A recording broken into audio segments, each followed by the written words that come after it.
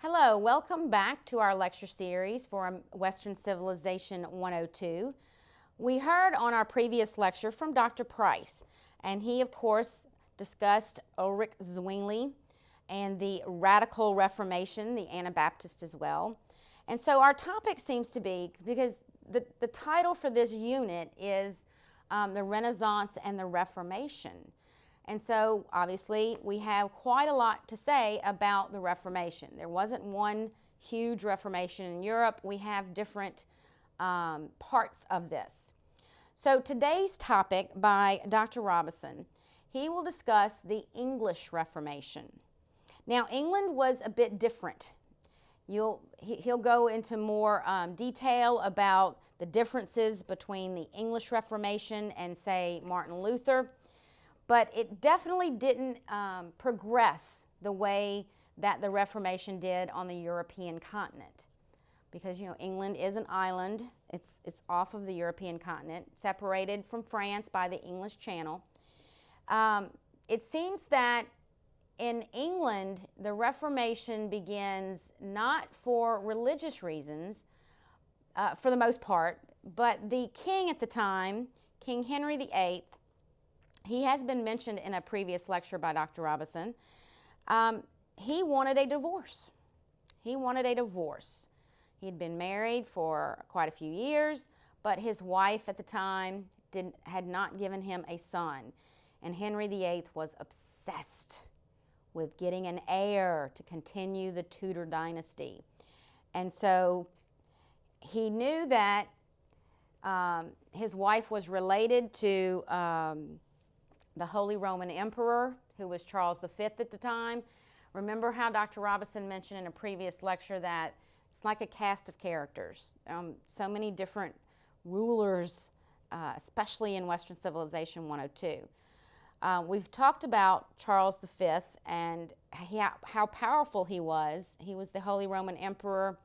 Charles V had also been the king of Spain. He was known as Charles I.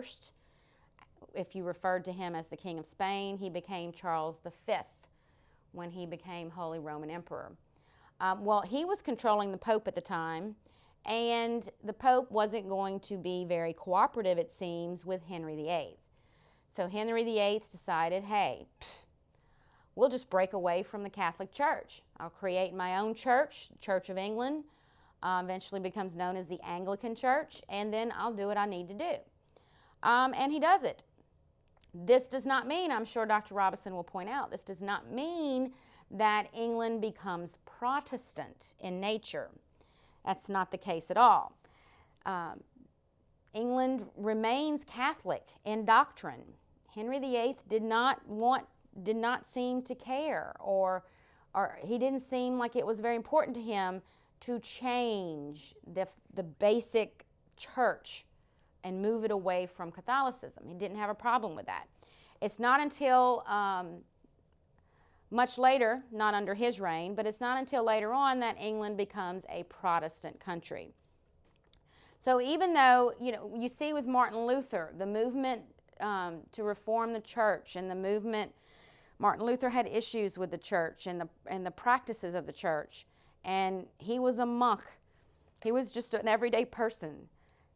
In England, you have the king starts the movement.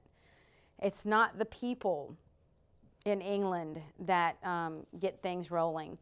Now, Dr. Robison, in this lecture, he will discuss more about the Reformation and how Henry manages to break away from the Catholic Church. Dr. Robison also will discuss the fact that Henry VIII will have issues. He's known for his many, many wives. That Dr. Robison will mention the different wives. And, of course, we'll have to find out if he gets a son. Does he eventually get a son? Nice to know that his last wife outlived him. A little poetic justice, because he's also known for killing a few of his wives as well. One probably because she was guilty of adultery. The other probably not. But either way, they were executed. You cannot be a queen and commit adultery, because then the heir, you wouldn't know if the heir was the king's or somebody else's, and that's not a good thing. So he's known for that as well. So he's known for the English Reformation, but he's also known for his personal life, his marriages. You also heard Dr. Robinson mention in a previous lecture that Henry VIII was a Renaissance man. He was very accomplished as a young man. He composed music. He was Renaissance man means that you're pretty much good at everything, and that was Henry VIII. He wasn't the only one, as we discovered in other lectures, that were Renaissance people. There were other rulers. There was quite a few rulers of the time that were accomplished in different pursuits. Now, also with the English Reformation, we'll talk a little bit about everything that's happening in England. Will lay the foundation, I guess you can say, for it to become truly Protestant. Dr. Robinson also discusses Henry's kids, the kids that he has. I mean, he has 6 wives. He does end up having kids. We'll see if he has a son. But his kids will be, his daughter actually, his daughter's named Elizabeth I. I'm sure most of us know who Elizabeth I is. Very famous Queen of England, very powerful and very popular. Very strong Queen of England as well. So it's a little ironic, I guess you could say, that Henry VIII has done all of this to get this son and to have his dynasty rule on, but yet the most famous queen or monarch in England is actually his daughter. He has other kids, and all of his kids seem to rule England at one time or another. Some are Catholic, some are Protestant. We'll have to see how that plays out. So let's take a look. It's a very interesting topic. It's very fascinating to see how Henry VIII picks his wives, I guess you could say, and just anything about his personal life is pretty interesting. And then to tie it in with the English Reformation just makes it even better. The English Reformation was not the work of a reformer like Martin Luther or Ulrich Zwingli or John Calvin, although Lutheranism, Zwinglianism, and Calvinism all would later have influence in England. Neither was the English Reformation a mass movement from the lower classes of the sort that we saw with the Anabaptists, although there would be Anabaptists in England too. Rather, the English Reformation was a reformation, initially at least, from the top, the very top, from the king, Henry VIII. And in fact, the English Reformation took place in 2 stages. The first stage, a political stage, and the second stage, a religious stage. Now, I want to mention that much of the material we're about to discuss has recently been the subject of a number of movies and also of a long-running television series, The Tudors. I would caution you against taking any of those films too literally. They're very entertaining in a lot of ways, but historically not necessarily very accurate. At any rate, we have a 2-stage Reformation, political and then religious, the political being instigated by Henry VIII. But as a matter of fact, in England, in the years just before the Reformation, there were a number of forces that might have led to a religious Reformation there, and that would in fact key into religious changes that took place later on. First of all, in England, there was a long and very deeply embedded anti-papal tradition, a tradition of hostility towards the Pope. One of the odd things about the English Reformation is that Henry VIII probably had a better relationship with the popes of his early years than any English king since William the Conqueror back in the 11th century. In between, the relationship between English kings and popes had been very fraught, and there had been a growing anti-papal tradition over that whole period of centuries. This had been manifested even in laws in the 14th century, which were intended to limit the Pope's power in England. There was in 1351 a statute passed in Parliament called the Statute of Provisors, which limited the Pope's ability to appoint church officials in England. There was also a statute, soon to become very significant in the Reformation, passed in 1353, called the Statute of Praemunire. And that prohibited any Englishman from appealing over the head of the king to the Pope. So you have this long tradition of anti-papal feeling, of the same kind that you find in Germany and with Luther, of the same kind that you find in Switzerland with Zwingli and later on with Calvin, but that didn't really lead to the English Reformation, at least not initially.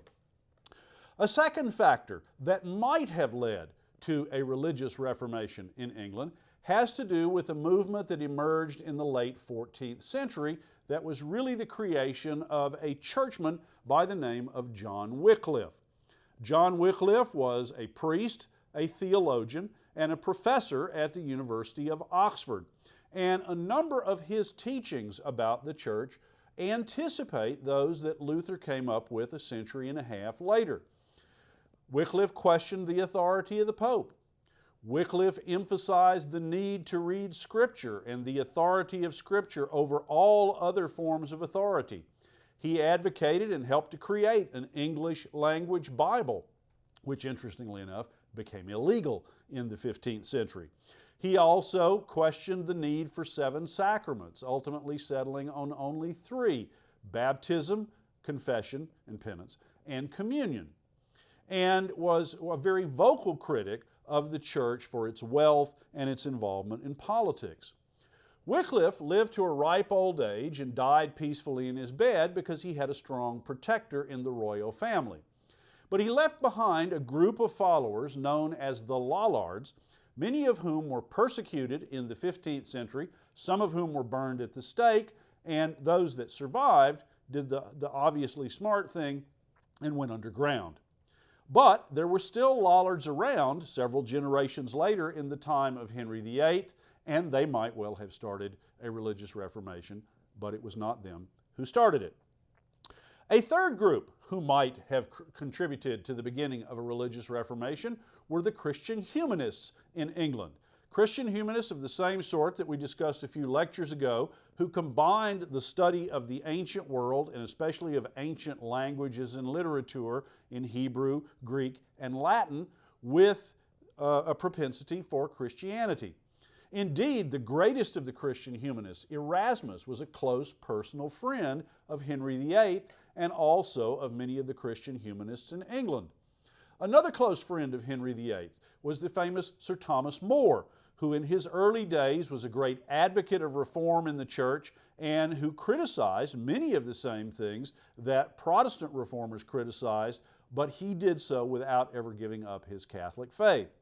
Still another example was a man by the name of John Colet, who founded the first grammar school in London, the St. Paul's Grammar School, and was also a great advocate of reform. So, these individuals might have given rise to a reformation, but in fact, they did not. A fourth group who might have contributed to the onset of a religious reformation was a handful of Lutherans who could be found in England by the early 1520s.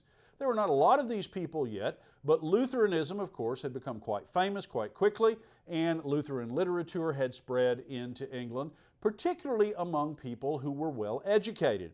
And at Cambridge University, which is not that far from the coast and therefore not that far from the continent, there were a number of professors who became familiar with Lutheranism and who embraced his ideas.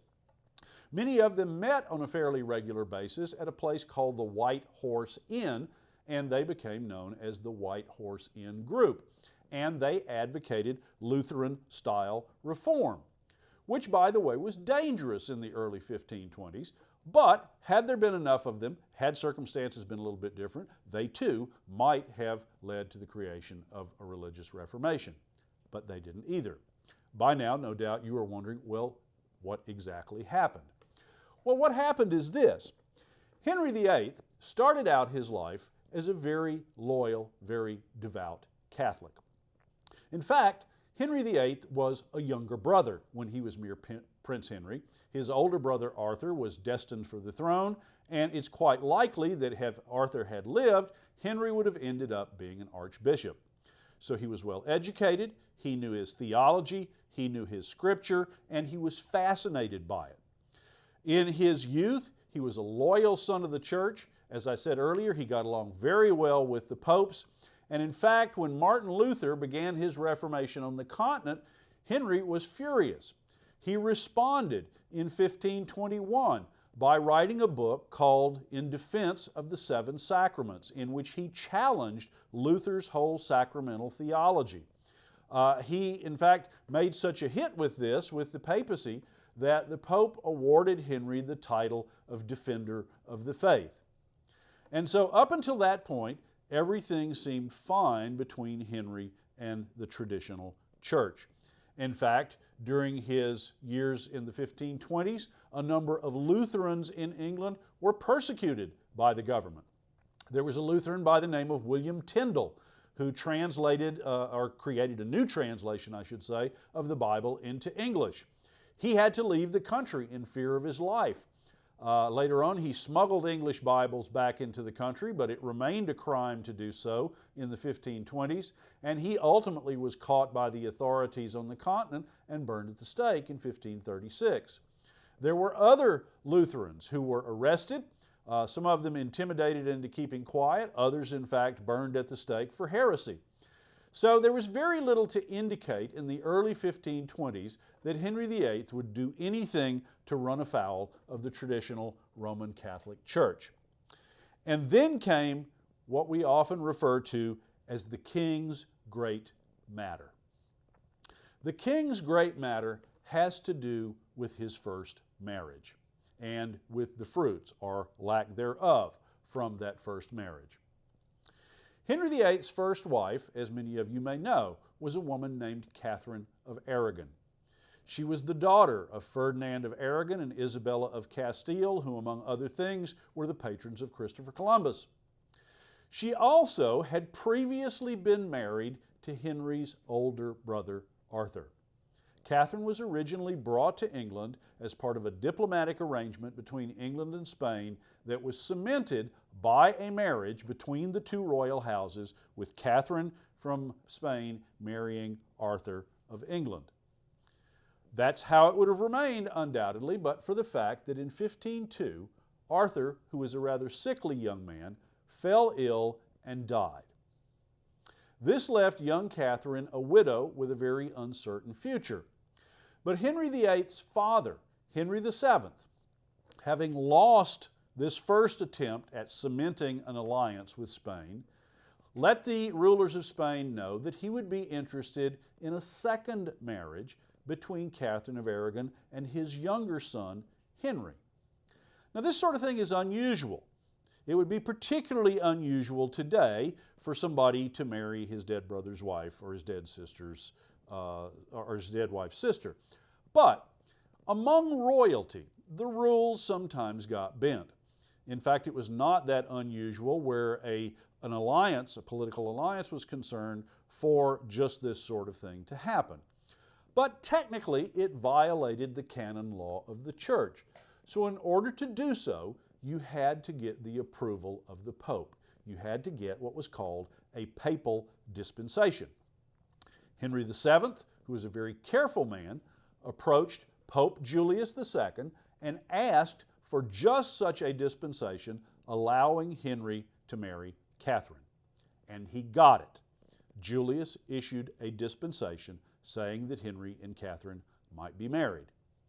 Now, in fact, for the next several years, they were not. Henry VII continued to play his options, the possibility of marrying young Henry off to somebody that would be even more valuable than a princess of Spain. But he let it be known towards the end of his life that what he really wanted was for Henry to marry Catherine. And so when Henry VII died in 1509, and the young, not quite 18-year-old Henry VIII became king, one of the first things that he did was to honor his father's wishes and to marry Catherine of Aragon. And at first, it seemed like a marriage made in heaven. The two of them were very much alike. They were both very well educated, they were both multilingual, they were both well read in the literature of the Renaissance and in the classics and in Scripture and in theology. They saw eye to eye about many things, and Henry seems to have fallen genuinely in love with Catherine and vice versa. something that's not required of kings and queens, but it's nice when it happens. Now, of course, one of the duties of a king is to produce an heir. Indeed, the two greatest duties of a king are to defend the realm and to produce an heir. And those two go closely together, because as long as the king has no heir, it's a threat to the kingdom.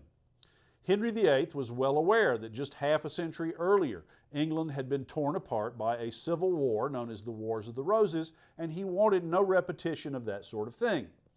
Therefore, it was his goal to produce a son and then more sons as rapidly as possible. But that's not what happened. Although Catherine of Aragon became pregnant on a number of occasions, all of the sons with which she became pregnant either died in infancy or were stillborn. The only child she produced who lived past infancy was a daughter, Princess Mary, the future Queen Mary I, also sometimes known as Bloody Mary. So, Henry was convinced that this would not work. At this point, a woman had never ruled in England. It's rather ironic that two of Henry's daughters would rule England, but up to this point, no one ever had, and Henry believed that it was not possible. He believed that if a daughter inherited his throne, the result would be civil war, a revolution, or worse. And therefore, he remained determined to have a son. The problem is that Catherine was getting older. She was older than Henry to start with. She had had several unsuccessful pregnancies. She was really reaching the outer limits at which a woman might be expected to conceive in the 16th century, and so the chances of her producing a son were less and less. Now remember that Henry VIII was a very devout man. If you've seen the portrayals of Henry in film and on television, you know that he was also a man who was very much fond of his appetites. But as a matter of fact, these kinds of things were not incompatible with kings. It was possible to be both very devout and also very worldly in some ways. And as a matter of fact, the propensity of Henry for the opposite gender has been somewhat exaggerated. It is true that he was married many times. It's also true that he had a string of mistresses. But it is not true that he was simply wanton about these things. He seldom had more than one wife and one mistress at the time, although most people would suggest that that's one person too many. In any case, he began to ask himself, why have I, a devout man, a man who tries to do everything right, why have I not had a son? And he began searching in theology and in Scripture for an answer to that question. And he found it, so he believed, in the book of Leviticus in the Old Testament, where it says that a man who uncovers the nakedness of his brother's wife shall be childless. Now, of course, Henry wasn't quite childless. And at the time that he married Catherine, she was no longer Arthur's wife. She was his widow. But in Henry's mind, at least, this formed a scriptural prohibition of his marriage. He came to believe, and he came to believe this quite firmly, that his marriage was unlawful in the eyes of God, and that was why he had not had a son. So he's got two reasons now for wanting to make a change. Catherine is too old to have a son, and he is convinced that their marriage was never legitimate in the first place. But there's also a third motive. By 1527, at the latest, Henry VIII had fallen in love with another woman, a woman named Anne Boleyn. He, in fact, had had mistresses earlier, but Anne Boleyn refused to become his mistress, perhaps because her older sister Mary had already been the king's mistress and had been discarded. Anne was determined that that would not happen. Anne was very well educated. She had spent time on the continent, in the Netherlands and in France, and she was every bit a match for Henry intellectually. He found her absolutely irresistible, but she resisted him. She refused to become his mistress, that is, she refused to go to bed with him unless he first married her. It's not the sort of thing Henry VIII was used to, but it fascinated him, and he became obsessed with the idea that he must marry Anne and that she was the answer to his problems, that if he could simply divorce Catherine and marry Anne, she would give him a son and all problems would be solved. Now, this would not be easy for most people to pull off, but Henry was not most people. He was the King of England, a man much in favor with the papacy, much in favor with the church, and so what he proceeded to do was to send a request to Rome, to the Pope, who at this time was Pope Clement VII, asking permission to divorce Catherine and to marry Anne Boleyn. Now, what he actually called it was an annulment, but essentially what he was asking to do was to divorce her and to remarry on the grounds that his first marriage was not legitimate. In a different time, this might very well have worked. Clement VII was friendly to Henry VIII. Clement VII was eager to help Henry VIII, but Clement VII was not free to do what he wished. Clement VII in 1527 was essentially the prisoner of the Holy Roman Emperor Charles V, whose troops had captured Rome just recently. And the Holy Roman Emperor Charles V was the nephew of Catherine of Aragon. Charles V did not want to see a divorce take place, a divorce that would dishonor his aunt, that would illegitimize his cousin Mary, and that would bring disgrace to the Habsburg family. And so he made it clear to Clement VII that no such divorce was acceptable. Clement found himself caught between a rock and a hard place, wanting to please Henry VIII, but unable to resist Charles V. And so he did what most people would do. He stalled. He equivocated. He suggested that more time was needed. And eventually, at the request of Henry VIII's chief minister, Cardinal Thomas Wolsey, he agreed to a hearing being held in England to determine the legitimacy of the king's marriage. Now, because Cardinal Thomas Wolsey was the highest-ranking churchman in England, and because he was also the closest associate of the king, it was felt that allowing him to make such a decision alone would not look good. So Clement VII sent another cardinal over to work in conjunction with Wolsey, Cardinal Campeggio. Cardinal Campeggio and Cardinal Wolsey convened a trial in 1527 to determine the legitimacy of the king's marriage. They actually went through the motions of putting Henry VIII himself on trial for having an illegitimate marriage. So far, so good. Henry humbly complied, but Catherine did not. Catherine showed up for the first session of the court. She listened to the charges being made.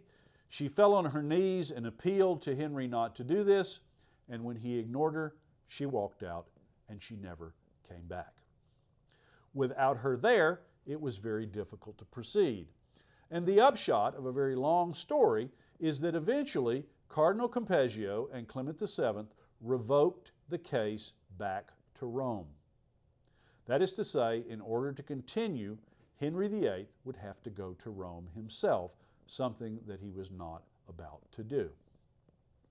Over the next couple of years, from 1527 to 1528 to 1529, Henry VIII and Wolsey tried all sorts of things to persuade or to force the Pope into agreeing to the divorce, but none of them worked. Ultimately, the failure to help Henry VIII get a divorce led to Thomas Wolsey's fall from power, and in 1529 he was completely disgraced. He died shortly thereafter. In 1529, looking for a different sort of solution, Henry VIII called a session of the English Parliament. And that Parliament began an investigation of the clergy, an investigation that would give Henry VIII a way of pressuring the Pope into giving him what he wanted.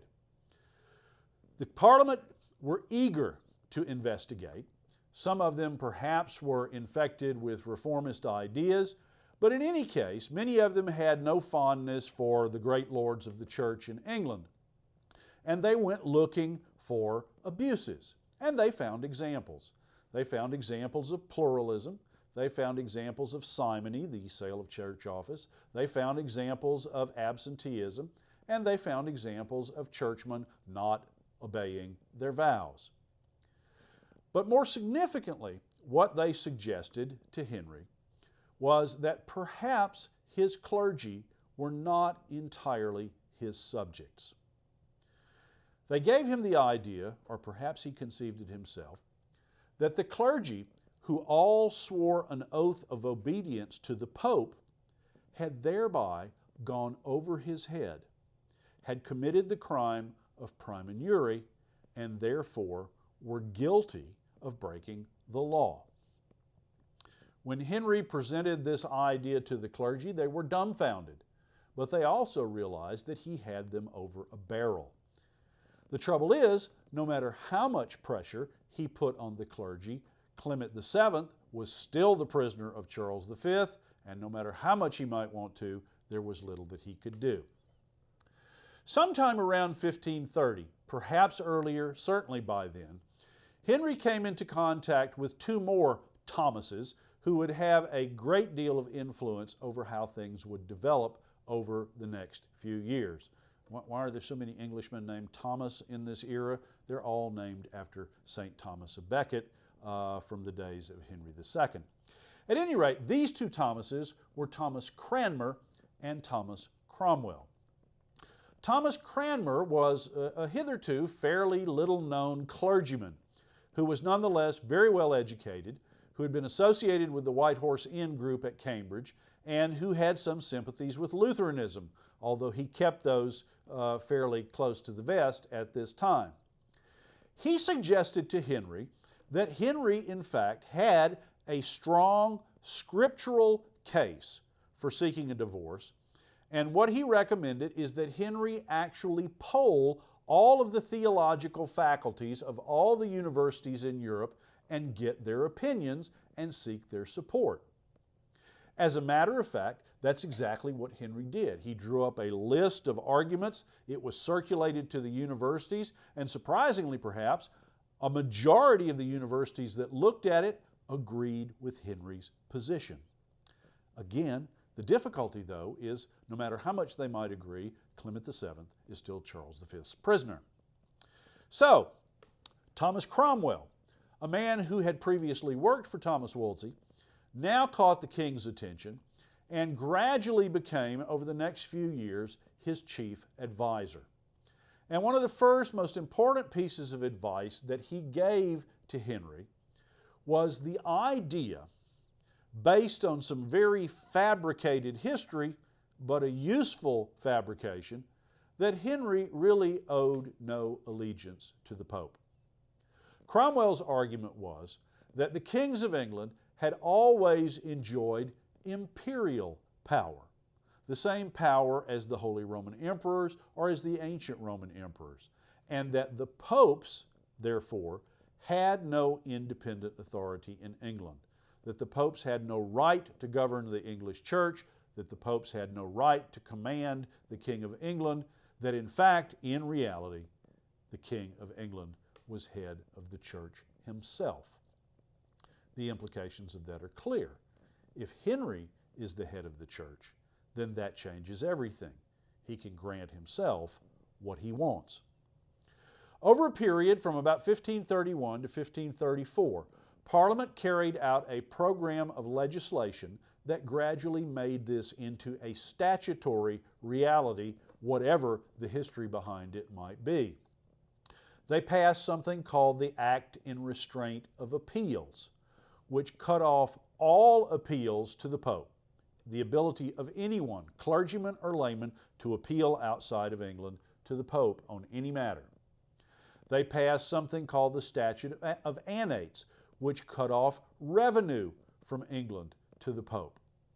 And ultimately, they passed something called the Act of Supremacy, which declared that Henry VIII, not the Pope, was the supreme head of the church in England.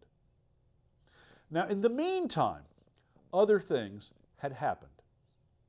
Henry had sent Catherine of Aragon away from court. Henry had continued his wooing of Anne Boleyn. And by 1532, she had become convinced that the divorce would happen, and she began cohabiting with Henry VIII. As a result of which, by January of 1533, she was pregnant. Now, this is problematic. Henry is technically still married to Catherine. He is technically not married to Anne. If Anne has an illegitimate child, that's of no use whatsoever. So in January, they were secretly married. Secretly. Then, in the spring, the old Archbishop of Canterbury, the highest-ranking church official in England at the time, died. And Henry VIII appointed in his place Thomas Cranmer, the reform-leaning priest who earlier had suggested to Henry how to go about getting a divorce. Cranmer proceeded to grant Henry his divorce. He also presided over the wedding between Henry and Anne Boleyn. And so they became publicly, legally, husband and wife in May of 1533. In the summer, Anne was crowned, and in September, she gave birth to a daughter. Another daughter. A daughter whom she named Elizabeth. A daughter at whose birth Henry was ironically rather disappointed, having hoped for a son. What makes it ironic is that she would go on to be arguably the greatest ruler in English history. But at the time, he was determined to continue trying to have a son. He and Anne were both young. He was hopeful. Over the next couple of years, she became pregnant at least once, probably twice. Unfortunately, both times led to miscarriages or stillbirths. As a result, by 1536, Anne had begun to fall into disfavor with the king. Moreover, she had begun to seem a threat to two important groups at the royal court. More conservative, religiously conservative people at court, people who still felt loyalty to the old church, did not like Anne because she was an enthusiastic supporter of reform. But even reformers like Thomas Cromwell, for example, who very much embraced the new Lutheranism, were worried about Anne having too much influence over the king. And so they conspired to bring her down. In 1536, charges were trumped up against Anne, claiming that she had committed adultery against the king with 4 of the members of his court and with a 5th individual, her own brother. Almost certainly, none of this is true.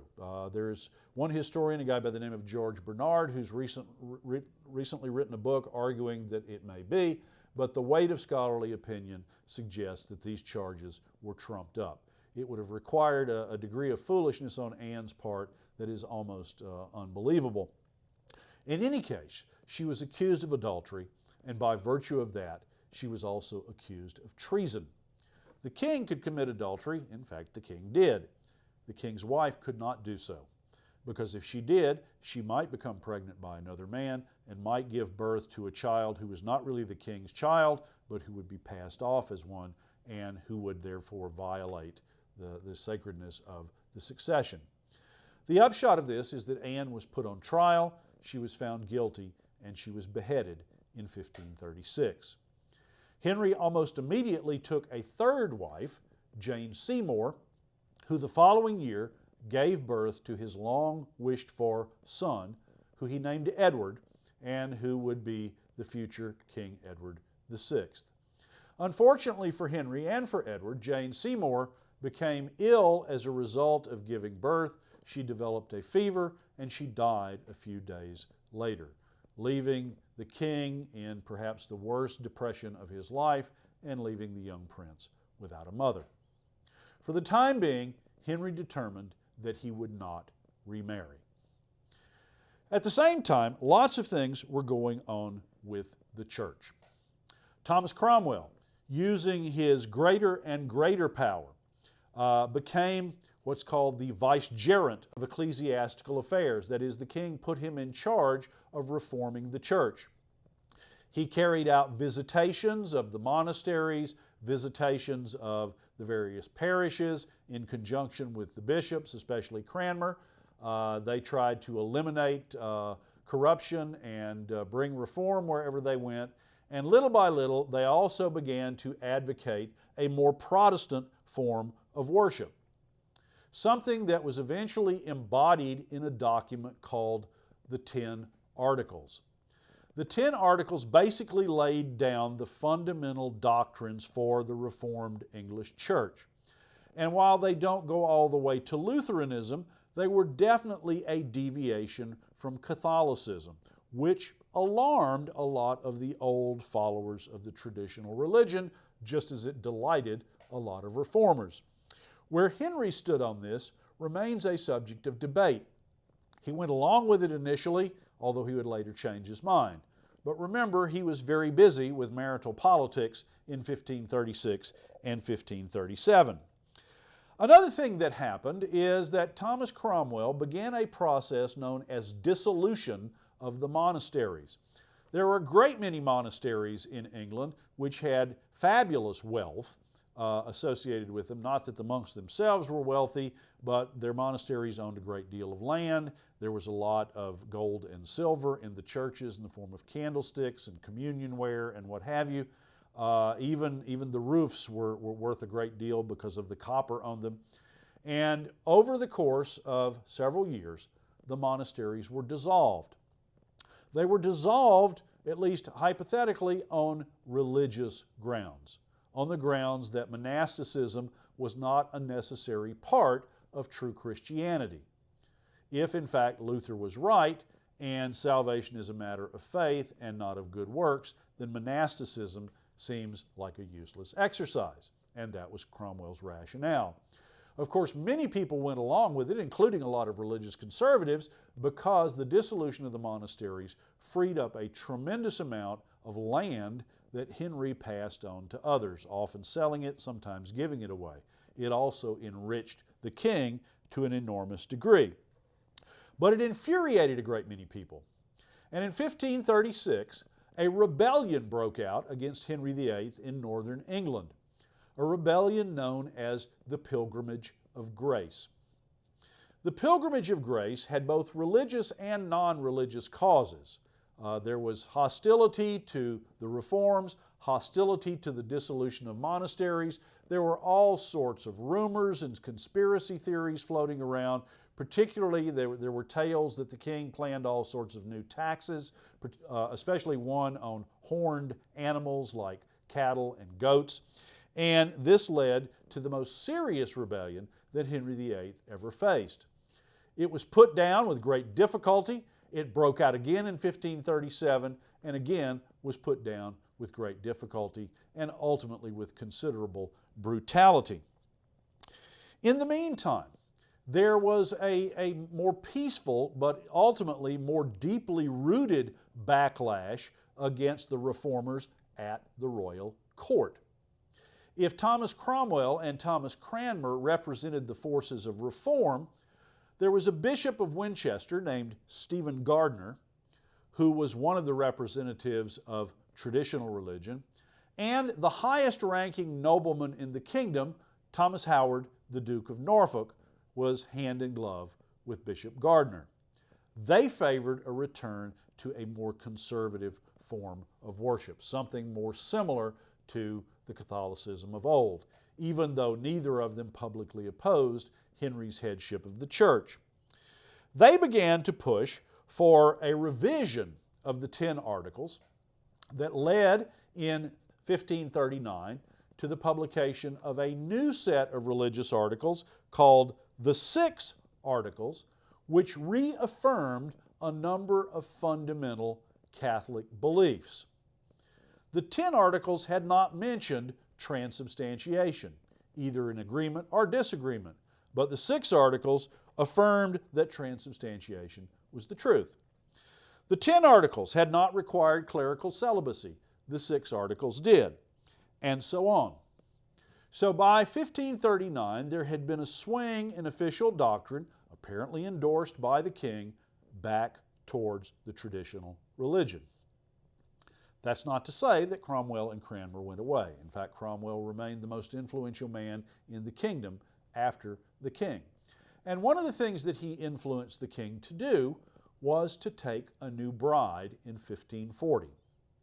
Cromwell believed that with England now having broken away from the Roman Catholic Church, and with the two most powerful rulers on the continent, Francis I of France and the Holy Roman Emperor Charles V, both being Catholic, that Henry needed some Protestant allies.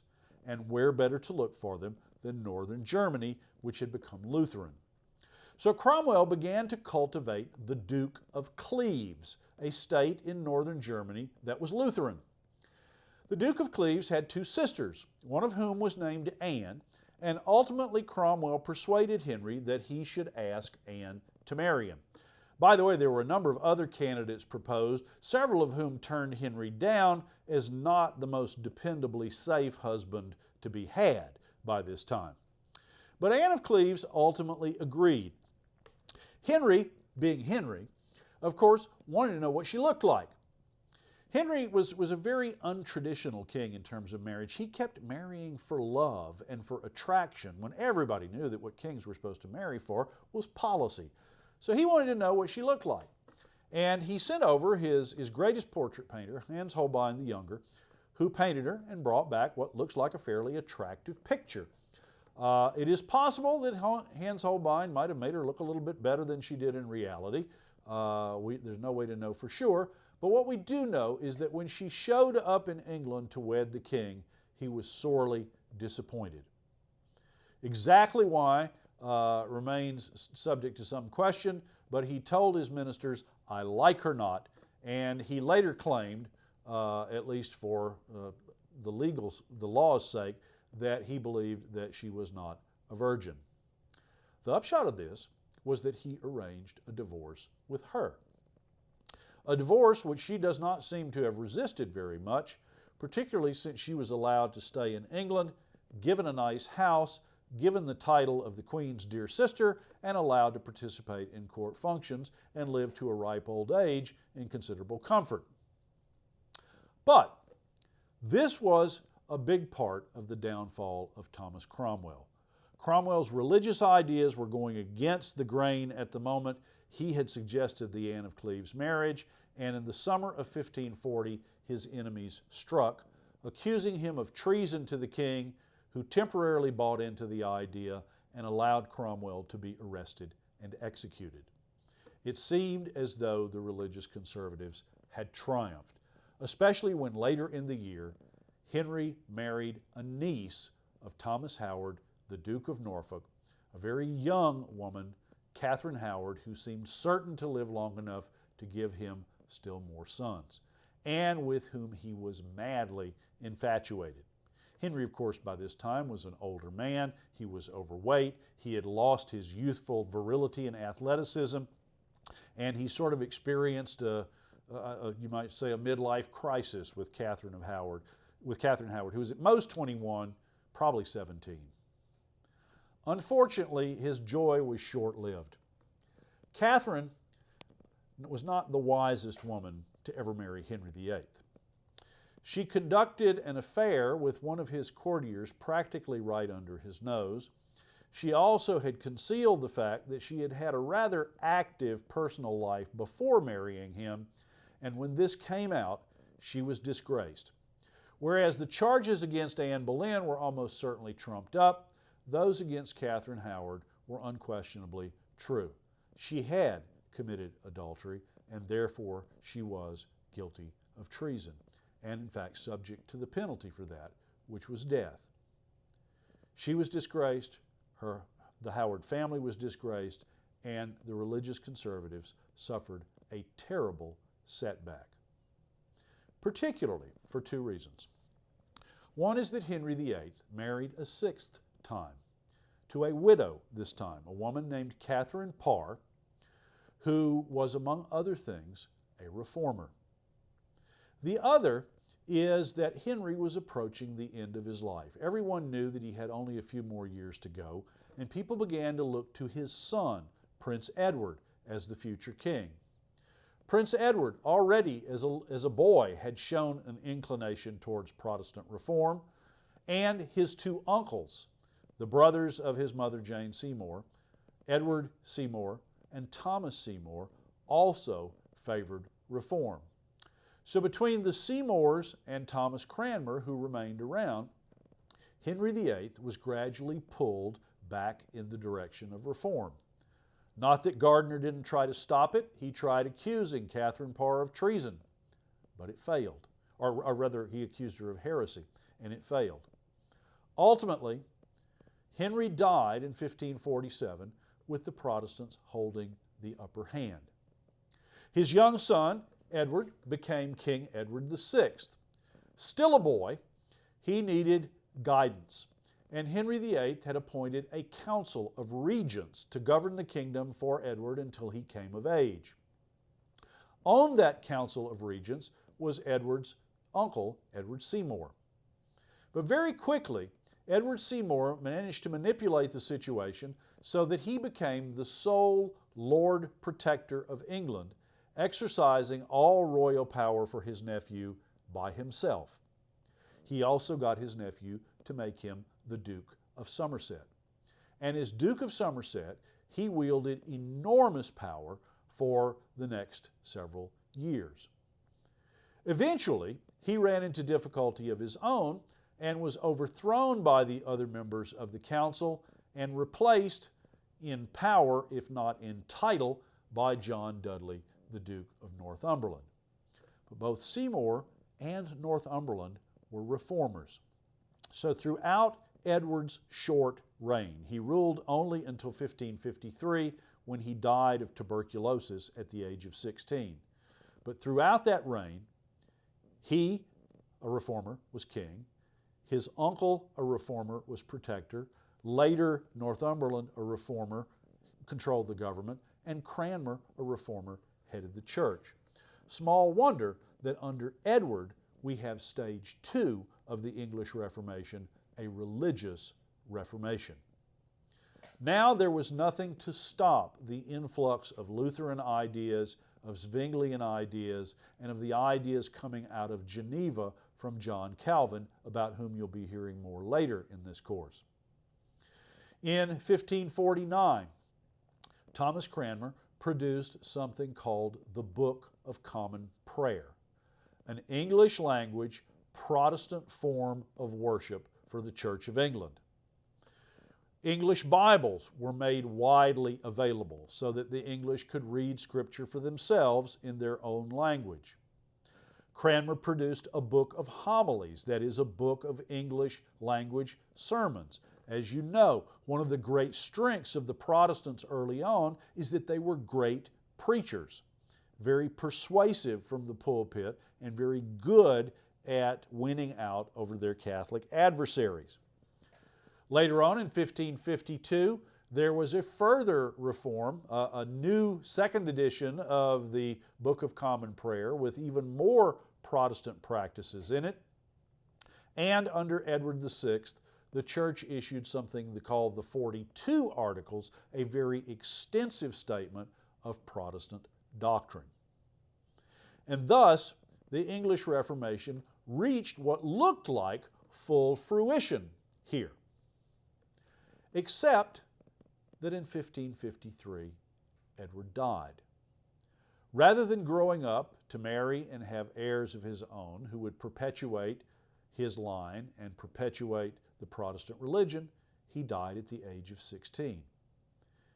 His older sister, Mary, who remained devoutly Catholic, took the throne, and in 1553, England began a sharp turn back towards Catholicism, a turn that would last until Mary's own death in 1558, when her younger sister Elizabeth would become queen and England would arguably become permanently Protestant. Under Mary, the Church returned to its allegiance to Rome. It returned to the Catholic form of worship. Mary herself married Prince Philip of Spain, later Philip II of Spain, one of the most powerful Catholic rulers in Europe. And famously or infamously, Mary burned at the stake some 300 Protestants who refused to convert back to Catholicism. It's only when she dies and Elizabeth becomes queen that we can begin to see the steady growth of a religious reformation that will not be turned back. Now, one of the very significant things about this is that in every case, in the reforms that Henry VIII carried out, whether they were his idea or Cranmer's or Cromwell's, he did it through Parliament. He did not do it by royal fiat, by royal proclamation, by ramming it down the throats of people. He did it through acts of Parliament. Parliament, of course, was nothing like democratic at this point. The House of Lords, you sat in by virtue of birth. The House of Commons was elected by only a small handful of the well-to-do, but it was the closest thing there was to a representative of the kingdom. And rather than make religious changes by himself, the king legislated them through Parliament. When Edward VI took England in a further Protestant direction, he again did it through acts of Parliament. When Queen Mary, Bloody Mary, took England back to Catholicism, same thing, through acts of Parliament. And when Elizabeth carried out what is known as the Elizabethan settlement, restoring Protestantism once and for all, once again, she did this through Parliament. Now, this greatly enhances the stature of Parliament in England. Parliament had been around for a long time, since the 13th century. Parliament had increasingly acquired more powers. In particular, the king could not tax without Parliament, and Parliament also legislated on a number of things, both private and public. But beginning with Henry VIII, Parliament is legislating on the most important thing imaginable to a 16th century person. Bear in mind that during the Reformation, Catholics assumed that Protestants were going to hell. Protestants assumed that Catholics were going to hell. Some Protestants assumed that other Protestants were going to hell.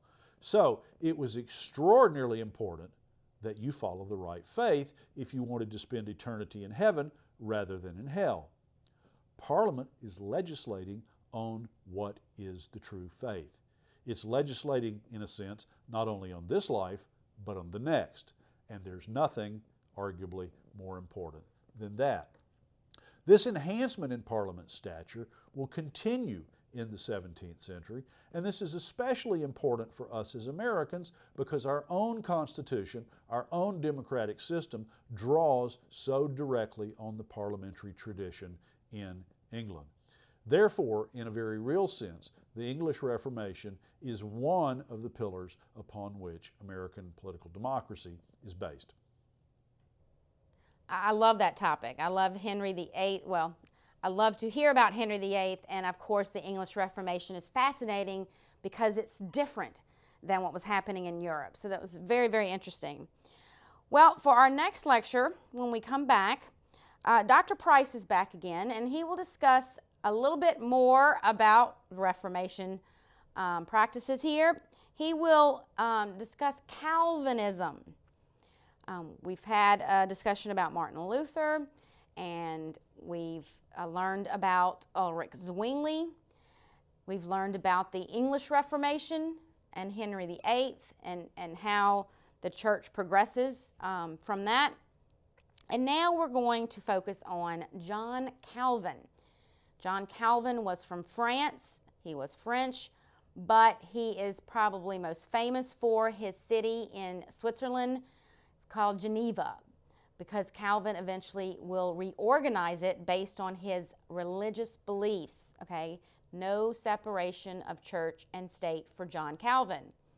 It's also interesting to find out from Dr. Price, John Calvin is an extremely important figure for the Protestant Reformation because he influences so many other people. He influences the Presbyterians in Scotland. He influences the Puritans in England. Of course, that will influence the New World that the English discovers, that they settle in. Puritans immigrate over there into Massachusetts. Very important for American history as well. So I can't wait to hear about John Calvin. Until next time.